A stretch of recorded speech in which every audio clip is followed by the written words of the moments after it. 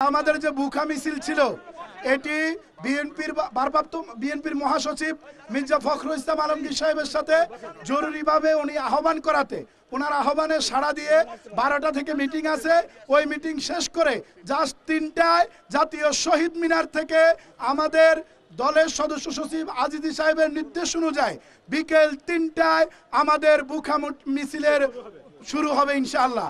আর আমাদের আপনারা জানেন আজকে প্রহসনের একটি প্রজ্ঞাপন 8 দিন পর্যন্ত দাবি 8 দিন পর্যন্ত অবস্থান কর্মসূচি চলাকালীন সময় অনশনে যাওয়ার সময় ব্যর্থ এবং একজন অপদার্থ শিক্ষা উপদেষ্টা শিক্ষক এবং কর্মচারীদেরকে আবারও চপটাঘাত করে 5% প্রজ্ঞাপন জারি করেছেন, যেটি সকল শিক্ষক কর্মচারী ঘৃণা ভরে আজকের এই প্রহসন এবং 5% প্রজ্ঞাপনকে প্রত্যাখ্যান করছে।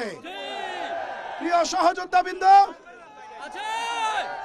আমরা আমাদের যে 3 দফা দাবি 20% বাড়ি ভাড়া, আমাদের 20% বাড়ি ভাড়া এবং আমাদের 1500 টাকা মেডিকেল ভাতা এবং আমাদের 75% কর্মচারীদের উৎসব ভাতা দেওয়ার জন্য আমরা সরকারের নিকট উদারত আহ্বান জানাচ্ছি।